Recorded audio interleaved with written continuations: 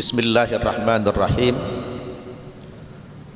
Assalamualaikum warahmatullahi wabarakatuh. Jelas enggak suara ini ya? Jelas. Saya ulangi, Assalamualaikum warahmatullahi wabarakatuh.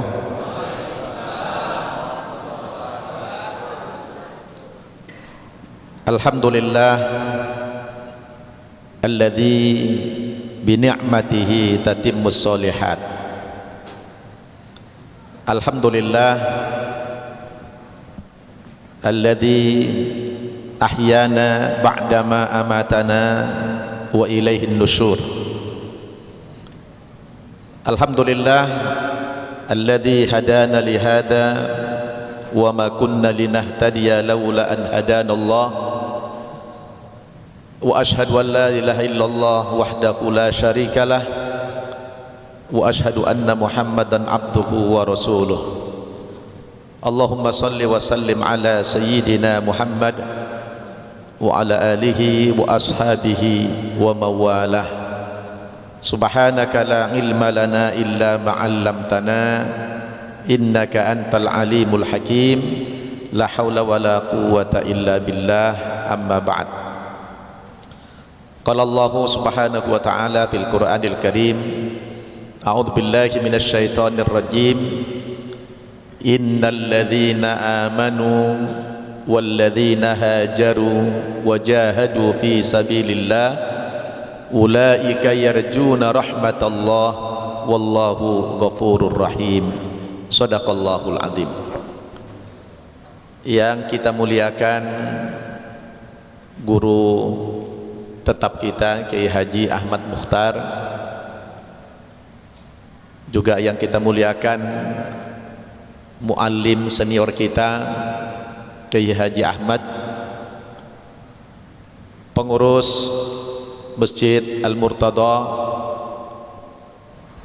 para kiai, para asatidzah yang begitu banyak hadir, dan juga pengurus-pengurus masjid dan musholla yang tidak dapat saya sebutkan namanya satu persatu, namun tidak mengurangi rasa hormat dan takzim saya. Bapak-bapak, ibu-ibu, saudara-saudara jamaah subuh keliling dari dua kelurahan. Kelurahan apa aja nih? Lenteng Agung dan Tanjung Barat. Alhamdulillah, walhamdulillah, tsumma alhamdulillah. Pagi ini saya sangat bersyukur sekali kepada Allah Subhanahu wa taala bisa hadir di majelis yang sangat mulia ini, subuh keliling gabungan masjid-masjid dan musholla dari dua kelurahan Lenteng Agung dan Tanjung Barat yang begitu banyak hadir. Mudah-mudahan kita yang hadir ini semua mendapatkan berkah dari doa Nabi. Nabi mendoakan umatnya di pagi begini, Allahumma barik li ummati fi bukuriha, kata Nabi. Ya Allah, berkahilah umatku di pagi harinya. Jadi orang yang salat subuh berjamaah ke masjid, insya Allah akan mendapatkan doa dari Nabi ini. Kita diberkahi hidup kita di pagi hari ini. Amin ya rabbal alamin. Mudah-mudahan ilmu yang disampaikan oleh guru kita tadi Kiai Haji Ahmad Mukhtar itu berkah, bisa kita jadikan panduan kita menjalani kehidupan di dunia ini, dan semoga kelak menjadikan syafaat kepada kita. Amin ya rabbal alamin. Salawat dan salam mari sama-sama kita sampaikan keharibaan junjungan kita Nabi Muhammad sallallahu alaihi wasallam kepada segenap keluarganya, sahabat-sahabatnya, dan para pengikutnya. Bapak-bapak, ibu-ibu yang saya muliakan, kaifa asbahtum jami'an? Apa kabar Bapak Ibu di pagi hari ini? Sehat semuanya? Alhamdulillah. Saya tinggalnya di Bogor sekarang. Tadinya tinggal di Bintaro. Sejak 4 tahun ini hijrah saya ke Bogor.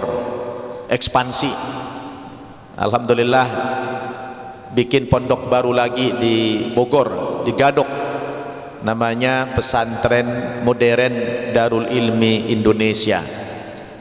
Orang biasanya kenal saya pengasuh pesantren mu'allaf, jadi santrinya mu'allaf aja Kiai dulu-dulu, tapi belakangan ini saya coba ekspansi untuk mendidik yang bukan mu'allaf juga, tapi yang umum.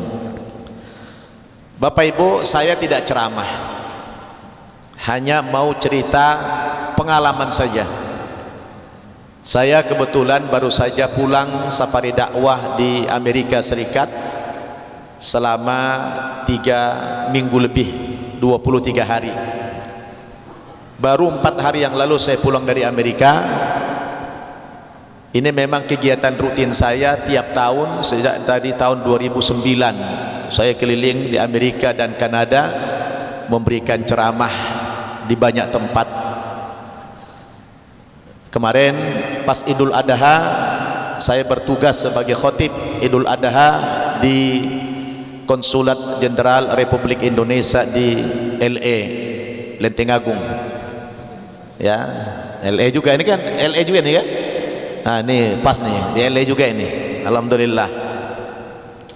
Kemudian memberikan ceramah keliling, pergi ke Las Vegas juga, ke Austin, di Texas sana, ke Houston, di banyak kota.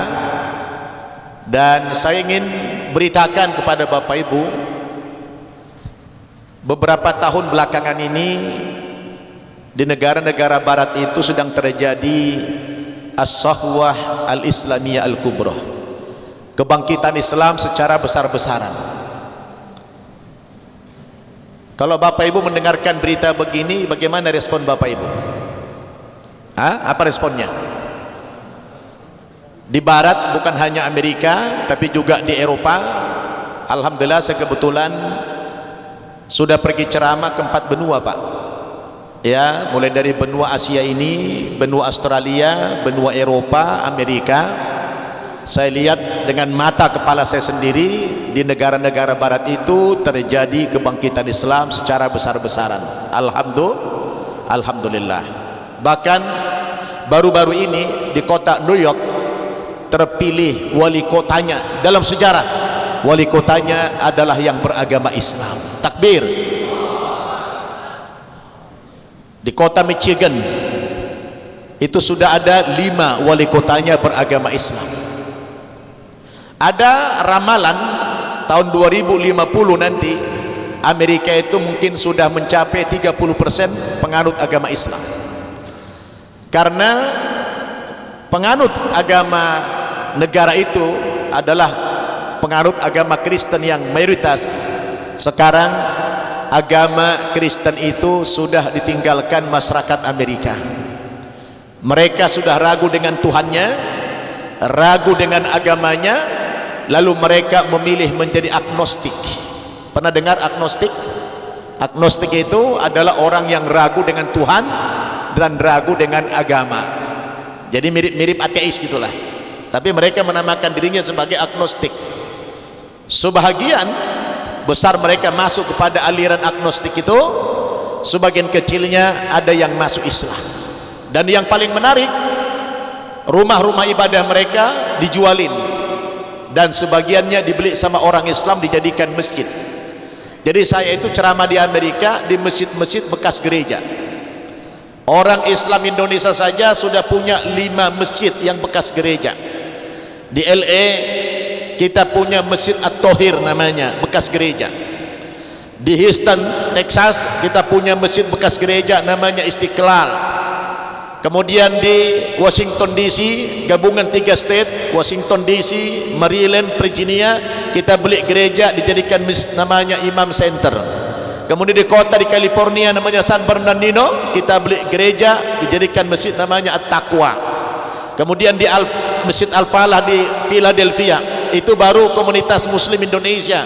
Belum dari komunitas Muslim dari Middle East, belum dari Pakistan, Bangladesh, India, Turki. Tidak terhitung berapa banyak gereja yang sudah berubah menjadi masjid. Kenapa kita lebih suka beli gereja? Karena gereja itu sudah ada izin rumah ibadah. Jadi kalau kita bangun dari awal lagi beli tanah, bangun gedung, itu izinnya susah. Maka setiap ada gereja dijual itu kita beli langsung. Nggak ada lagi kita selalu ngintip di mana ada gereja yang dijual, kita beli langsung. Dan itu bebas. Alhamdulillah, sampai sebegitunya perkembangan Islam sekarang ini di barat. Jadi Bapak Ibu jangan melihat Amerika dari rakyatnya.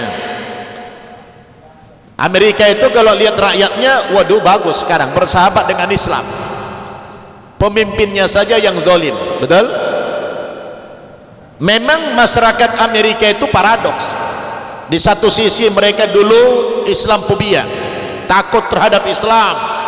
Mereka mendiskreditkan agama Islam sebagai agama teroris, agama yang radikal.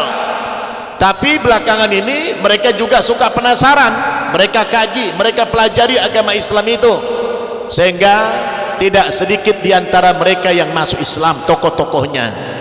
Yang paling unik di Amerika, Pak, kalau sholat Jumat itu di belakang sana, di teras belakang itu disediakan kursi-kursi. Saya menduga kursi itu buat orang-orang yang disable, orang-orang yang cacat. Ternyata tidak. Kursi itu disediakan bagi orang-orang Kristen dan Jewish yang ingin mendengarkan khutbah Jumat. Dan kalau ditanya, kenapa kalian datang ke masjid kami, kalian kan Kristen, kalian kan Yahudi, kata mereka, gereja kami sudah dijual, kami ingin mendengarkan pencerahan, kami haus spiritual. Jadi saya kemarin ceramah di Houston, di Texas, itu jarak-jarak 200 meter gereja. Kalau ada 100 gereja saya kunjungi di hari Minggu, belum tentu ada 1 atau 2 yang buka. Mereka sudah tinggalkan rumah ibadah mereka. Ini bukan menjelekkan, ini saya saksinya, saya siap dituntut kalau saya ngomong bohong. Ini saya lihat dengan mata kepala saya, ini pengalaman soalnya ya, bukan asal ngomong. Saya keliling di mana-mana di Amerika, sudah separuh Amerika saya keliling, sudah 25 state ya, saya keliling itu, saya lihat dengan mata kepala saya, agama yang paling pesat kemundurannya di dunia hari ini adalah agama mereka. Dan sebaliknya, agama yang paling pesat kemajuannya di dunia hari ini adalah agama Islam. Apa? Agama Islam. Maka Allah Subhanahu wa taala mengatakan, idza jaa nasrullahi wal fath wa ra'aitan nasa yadkhuluna fi dinillahi afwaja fasabbih bihamdi rabbika wastaghfir innahu kana tawwaba. Apabila pertolongan Allah itu sudah muncul, sudah datang pertolongan Allah, kamu lihat manusia itu berduyun-duyun, berbondong-bondong masuk Islam. Lalu bagaimana sikap kamu mendengarkan berita ini? Kita sebagai muslim yang dari lahir harus punya sikap pasabbih, bertasbih kepada Allah mendengarkan orang masuk Islam. Subhanallah bihamdi rabbik, seraya kita memuji Allah Subhanahu wa taala orang masuk Islam, wastaghfir, dan sekaligus kita minta ampun. Kenapa minta ampun? Minta ampun, kok saya ini muslim dari lahir gini-gini aja Islam saya. Ini orang-orang yang dari agama lain masuk Islam kok sudah lebih hebat imannya dari saya. Wah, Bapak mau cerita, saya kalau ceramah di Amerika keliling itu Pak, iman saya spontan nanjak begini. Tapi kalau saya ceramah dari Aceh sampai Papua, iman saya datar-datar saja. Ya, iman saya biasa-biasa saja, tidak ada hal yang istimewa saya lihat. Tapi kalau saya keliling di negara-negara barat, iman saya nanjak cepat. Bagaimana tidak nanjak?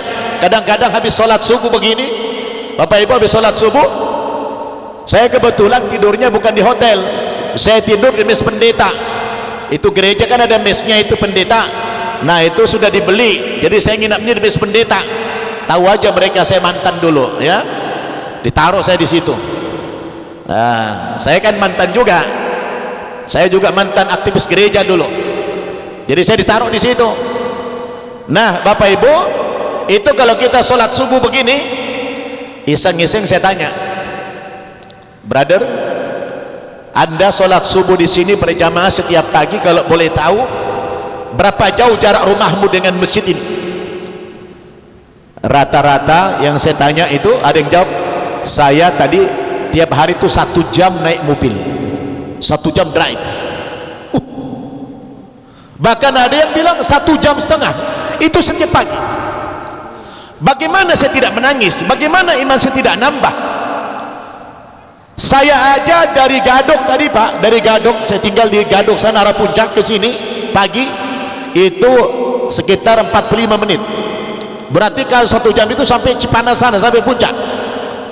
Itu kecepatan yang standar saja. Kalau kita pagi hari kan tidak macet.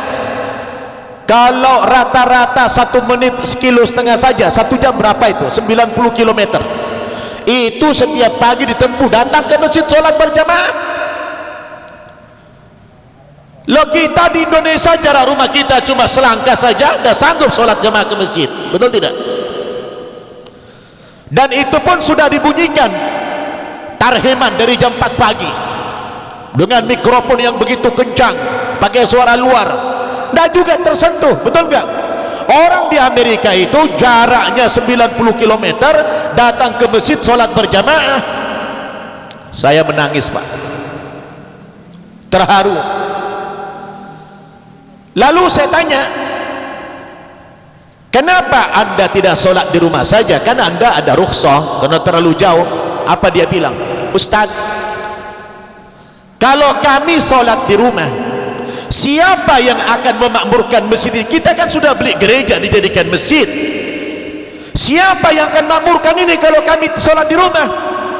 Maka dalil musyrikina ya'muru masajid Allah syahidina ala anfusihim bil kufr. Tidak mungkin orang-orang musyrik yang akan memakmurkan rumah-rumah Allah subhanahu wa ta'ala sementara mereka mempersaksikan dirinya sebagai orang yang kafir. Maka yang pantas memakmurkan masjid itu siapa? Innama ya'muru masajid Allah man amana billahi wal yaumil akhir wa aqama as-salah wa ata az-zakah wa lam yakhsha illa Allah fa asa ulaika yakunu minal muhtadin. Yang pantas memakmurkan rumah Allah itu adalah orang-orang yang mengaku beriman kepada Allah, beriman kepada hari akhirat, lalu mereka mendirikan salat, membayar zakat, tidak pernah takut kecuali hanya kepada Allah subhanahu wa ta'ala. Mereka itulah yang telah mendapatkan petunjuk dari Allah subhanahu wa ta'ala. Karena dulu di zaman Nabi, Bapak Ibu, sebelum hijrah, yang mengurus Masjid Al-Haram itu orang-orang musyrik Makkah, orang kafir. Dulu ketua Masjid Al-Haram siapa? Abu Jahal. Wakilnya Abu Lahab, bendaharanya Abu Janda. Sudah ada belum Abu Janda waktu itu? Ya, itu dikuasai orang kafir. Maka kata Allah, maka lil musyrikina ayamuru masajid Allah. Tak pantas orang musyrik yang memakmurkan rumah-rumah Allah sementara mereka mengaku kafir. Maka direbut oleh Nabi itu Masjid Al-Haram tahun ke-8 Hijriyah, yang namanya Fathu Makkah. Diambil alih itu kekuasaan dari orang-orang kafir. Masjid Ka'bah Al-Musharrafah itu berada di bawah kekuasaan kaum muslimin, di bawah kekuasaan Nabi kita Muhammad sallallahu alaihi wasallam. Maka mereka mengatakan, Ustaz, kalau kami sholat di rumah tidak ada lagi yang memakmurkan masjid, kita sudah beli gereja dijadikan masjid ini. Maka apapun yang terjadi, kami berusaha untuk hadir ke masjid sholat berjamaah. Padahal Bapak Ibu tahu tidak, maghrib saja, maghrib itu 9:15, jam 9:15 baru maghrib. Kalau summer begini, Isya itu sudah jam 11 malam. Dia pulang dari masjid itu jam 12. Perjalanan 1 jam lebih, itu sampai di rumah dia udah jam 1-an. Itu jam 4 pagi sudah nongol, karena subuh di sana 4:15. Terbayang tidak Bapak Ibu? Dia istirahat paling hanya 2 jam saja. Maka dampak daripada komitmen ini membuat rakyat Amerika sekarang berbondong-bondong masuk agama Islam. Alhamdulillah. kam min fi'atin qalilatin ghalabat fi'atan katsiratan bi'idznillah. Berapa banyak kelompok masyarakat yang kecil bisa mengalahkan jumlah yang besar dengan izin Allah Subhanahu wa taala. Muslim di Amerika itu sedikit, mungkin hanya sekitar 1%, tapi mereka mampu mengalahkan orang yang 99%. Kenapa? Karena mereka sadar kami minoritas, maka kami harus tunjukkan komitmen keislaman kami. Maka saya Pak banyak menangis. Itu ada jumpa saya dengan seorang bapak orang Indonesia. Dia ngomong sama saya, Ustadz, bersyukur banget saya pindah ke Amerika ini. Kenapa Pak? Saya tahu sholat Ustadz di Amerika ini. Memangnya bapak mualaf? Enggak, saya muslim dari lahir. Saya di Indonesia itu tidak pernah sholat, padahal di mana-mana masjid, di mana-mana musola, di mana-mana orang Islam. Dia tidak tersentuh sholat di Indonesia. Ketika dia hijrah ke Amerika, justru dia dapat hidayah di Amerika, sholat di Amerika. Lalu saya tanya, bagaimana ceritanya Pak? Dia bilang, Bapak Ibu, Ustadz, ketika saya sudah tiba di Amerika ini, kerja di Amerika, saya lihat orang-orang Amerika ini tidak punya tujuan hidup. Mereka tidak punya tujuan hidup. Mereka pergi pagi, pulang petang, pulang kerja, mereka pergi kasino, mereka ke bar, mereka ke diskotik. Saya lihat tidak punya tujuan hidup. Sementara saya lihat teman saya yang rajin sholat, wajahnya berseri-seri, hidupnya tenang, dia sakinah. Ada masalah seperti tidak punya masalah. Saya kok tersentuh melihat teman saya. Dari situ saya mulailah berpikir untuk sholat Ustadz, belajar sholat saya di Amerika ini. Subhanallah. Ada lagi seorang ibu orang Indonesia bilang sama saya, Ustadz, saya pakai jilbab di Amerika. Loh kok bisa Bu? Di Indonesia ibu nggak jilbab? Tidak. Padahal di mana-mana orang pakai jilbab, pakai cadar. Betul tidak? Kok bisa ibu di Amerika pakai jilbab? Dia bilang, Ustadz, ketika saya jalan-jalan udah sampai di Amerika, musim panas kebetulan, saya lihat jalan kemana-mana, itu wanita-wanita saya lihat seperti binatang semuanya. Hanya pakai kancut doang jalan-jalan di keramaian itu berani. Kayak binatang saya lihat semua itu. Tiba-tiba Ustadz dia bilang, saya melihat ada seorang ibu, kayaknya orang Timur Tengah itu, pakai jilbab yang syar'i. Tiba-tiba saya menangis melihat dia pakai jilbab. Di kerumunan orang yang begitu ramai telanjang, dia bisa berani pakai jilbab yang syar'i. Dari situ saya Ustaz tersentuh. Maka pulang saya dari situ ke rumah, saya langsung cari jilbab, saya pakai jilbab Ustaz. Subhanallah. Inilah yang Nabi katakan, al-mar'u ala dini khalilihi falyanzur ahadukum man yukhalilu. Seseorang itu sangat bergantung kepada agama temannya, maka perhatikan kepada siapa kamu berteman, kepada siapa kamu bersahabat. Dia lihat orang lagi sholat, tersentuh dia, padahal di sini dia nggak tersentuh. Karena di sana kita minoritas Bapak Ibu, melihat ada masjid makmur itu kan luar biasa, kagum, betul tidak? Maka Bapak Ibu Saudara, harus iri kita dengan orang yang minoritas ini, betul tidak? Kita muslim minoritas, kita iri kepada mereka berkat komitmen mereka. Sekarang Pak, dulu mereka takut dengan Islam. Yang paling saya kaget, dulu pertama kali saya ke Amerika 16 tahun yang lalu, tahun 2009, itu cari musola Pak, cari prayer room di bandara itu sulitnya minta ampun. Bahkan kalau saya sholat di airport itu, sholat ya, itu tiba-tiba orang datang nonton saya berdiri, ketakutan mereka, orang sholat kayaknya teroris begitu. Sekarang kalau kita keliling Pak, itu di airport udah banyak prayer room, udah ada musola. Bahkan Times Square di New York itu kalau Ramadan di tempat terbuka alun-alun begitu dijadikan sholat tarawih berjamaah, diikuti ribuan orang di tempat terbuka, bukan dalam gedung. Inilah as-sahwah al-islamiyah al-kubra, kebangkitan Islam yang besar itu datang di negara-negara barat. Tapi saya ketika keliling di Indonesia ini, justru saya melihat di Indonesia ini kita baru terjebak kepada simbol-simbol, baru simbol-simbol Islam yang menonjol. tapi substansi daripada Islam itu belum membekas. Betul tidak? Orang di barat itu tidak terlalu banyak simbol, tapi mereka kepada substansi, mereka praktekkan nilai-nilai Islam itu. Kenapa orang-orang barat itu cenderung memilih Islam? Karena antara kebiasaan mereka, budaya hidup mereka yang positif bukan yang negatif. Yang positif apa?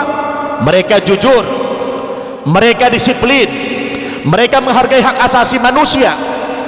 Itu adalah nilai-nilai positif. Jangan lihat yang negatifnya. Kalau negatifnya tentu ya pakaian mereka, budaya mabuk mereka, budaya main judi mereka, itu jangan dilihat. Tapi kita lihat aspek yang positifnya itu, Masya Allah, kalau mereka pelajari Islam, lah ini kan ajaran Islam semua yang mereka praktekkan, betul tidak? Yang positif itu, Islam mengajarkan kejujuran itu. Bapak Ibu yang saya muliakan, dulu Muhammad Abduh pernah mengatakan begini, safartu ila biladi Urubah faru'aitu fiha al-Islam walam ajid fiha al-Muslimin, thumma safartu ila al-biladi al-Islamiyah faru'aitu fiha al-Muslimin walam ajid fiha al-Islam. Kata beliau, saya suatu hari pernah jalan-jalan ke negara-negara barat. Waktu saya jalan-jalan ke negara barat itu, faru'aitu fiha al-Islam, di sana aku lihat ada Islam, walam ajid fiha al-Muslimin, tapi saya tidak jumpa dengan orang Islam. Islam ada, orang Islamnya tak ada, dia bilang. Thumma safartu ilal biladil Islamiyah, kemudian di lain waktu saya jalan-jalan ke Timur Tengah, negara-negara Islam, di sana faru'aitu fiha al-Muslimin, aku lihat di mana-mana orang Islam, tapi walam ajid fiha al-Islam, saya tidak menemukan kehebatan Islam itu. Jadi ini aneh. Di barat dia bilang dia tidak jumpa orang Islam, tapi dia lihat Islamnya. Artinya nilai-nilai Islam itu hidup, diperhatikan masyarakat barat. Yang mana nilai Islam? Nilai kejujuran, nilai kedisiplinan, nilai ketertiban, nilai menghormati hak asasi manusia. Itu nilai-nilai Islam yang mereka praktekkan.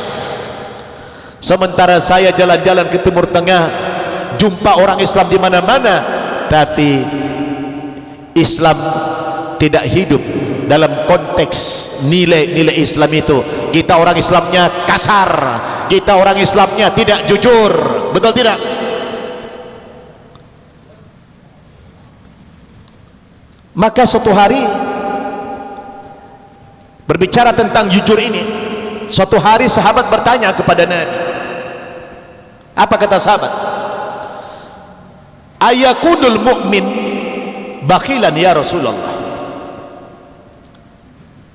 Apakah orang yang bakhil itu, orang yang pelit, orang yang medit? Orang Betawi bilang apa itu?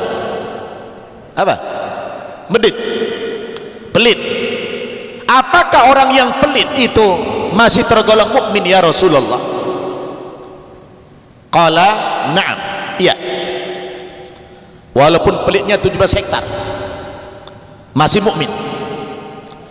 Lalu sahabat bertanya lagi, ayakunul mu'min jabanan ya Rasulullah? Apakah pengecut, orang-orang pengecut yang lari dari medan perang itu masih tergolong mukmin ya Rasulullah? Pengecut?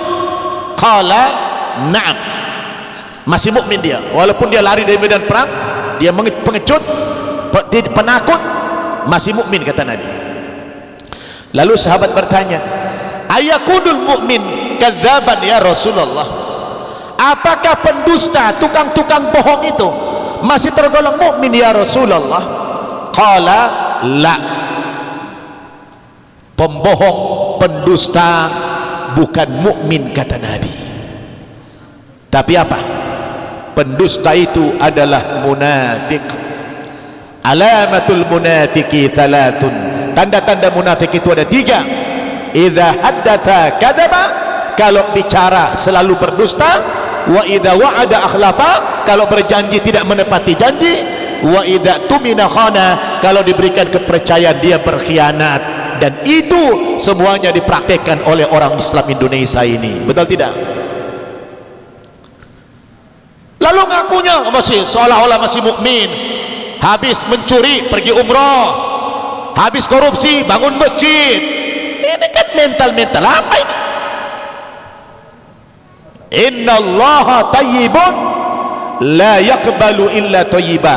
Sesungguhnya Allah itu maha baik, tidak akan menerima amalan-amalan kita kecuali dari yang baik-baik, yang halal, yang diridhoi oleh Allah Subhanahu wa ta'ala. Satu hari orang nanya saya, Ustaz, kenapa masyarakat Indonesia sekarang ini rata-rata kena penyakit gula, diabetes, termasuk saya. Diteliti oleh para medis, penderita diabetes di Indonesia Bapak Ibu sekarang ini 30%. Ya, kebetulan anak saya dokter, dia menjelaskan itu 30% pengidap diabetes, baik diabetes yang berat, yang sedang maupun yang ringan, yang berat. Kenapa Ustaz orang Indonesia itu banyak yang kena diabetes? Saya jawabnya bercanda, itu akibat janji-janji manis para pejabat. Itu saya bilang korban janji-janji manis para anggota dewan, para pejabat, betul nggak? Akibatnya para rakyat korban kena diabetes, makan manis terus, janji manis terus. Dan kadzaban itu bukan mukmin, tapi kadzaban itu adalah munafik. Saya kagum Pak di Amerika itu, saya kalau bertandang ke rumah orang Indonesia, maaf Ustaz ya, kata tuan rumahnya, antum silakan ngobrol sama istri saya saja, saya kebetulan sedang kerja, kerjanya dari rumah, jujur 8 jam. Jadi orang sana tidak mesti ke kantor, bapak itu ada di rumah tapi tidak mau melayani saya ngobrol. Kenapa? Karena dia sedang kerja. Wow, inilah jujur. Itu yang paling ditekankan di barat. Mereka tidak Islam, tapi perilaku mereka adalah perilaku yang mengamalkan nilai-nilai Islam. Itulah makna safartu ila biladi Uruba faru'aitu fi al-Islam walam ajid fiha al-muslimin. Terakhir, sudah jam 7:05. Tadi agendanya sampai jam 7 saja, kayaknya harus kita tutup ini. Cukupkan ya Bapak Ibu? Cukup ya? Sudah jam 7:05. Saya kebetulan ada ceramah satu lagi nih, jam 9 nanti. Cukup dulu? Hah? Cukup? Ah, nanti kalau pengen kan ini kan seminggu sekali nih. Ah, panggil lagi nanti. Kalau saya kandaskan sekarang nanti nggak dipanggil lagi. Nah, jadi saya cukupkan dulu di sini, udah jam 7:05. Tadi katanya jam 7 saja. Ya, Ustaz Zulkarnain. Cukup ya? Ya, saya khawatir Bapak Ibu punya kegiatan yang lain, nanti bersambung ini. Bersambung. Ya. Jadi intinya sekarang di barat itu terjadi kebangkitan Islam besar-besaran. Ucapkan apa? Subhanallah walhamdulillah wastaghfirullah. Kita mohon maaf, mohon ampun kepada Allah karena kita muslim dari lahir, tapi kok begini-gini aja Islam kita. Orang yang mu'allaf itu alhamdulillah Islamnya, pemahamannya itu lebih hebat daripada orang-orang Islam yang dari lahir. Saya kebetulan ya, santri saya rata-rata, bukan rata-rata, semuanya mu'allaf, orang yang pindah agama. Saya bikin pesantren mu'allaf itu ada 6. Saya kebetulan banyak mengislamkan orang. Nah, saya dulu juga berlatar belakang mu'allaf, maka saya bikin pesantren mu'allaf. Jadi orang tanya saya, Ustaz, kenapa mu'allaf itu, orang yang baru masuk Islam itu kadang-kadang lebih hebat ilmunya, lebih hebat pemahamannya, lebih hebat Islamnya daripada kami muslim turunan ini? Kenapa Ustaz? Saya bilang, Bapak Ibu kan muslim turunan, kalau kami kan muslim tanjakan. Saya bilang ya, jadi ada muslim turunan, ada muslim tanjakan. Perbedaannya di mana? Kalau muslim turunan, kalau ibarat mobil Pak, kalau bapak ibu naik mobil, jalan sedang menurun, kalau jalan sedang menurun, kira-kira yang bapak injak rem apa gas? Jalan menurun, yang diinjak rem apa gas? Pasti rem, tak mungkin gas. Kenapa? Turunan.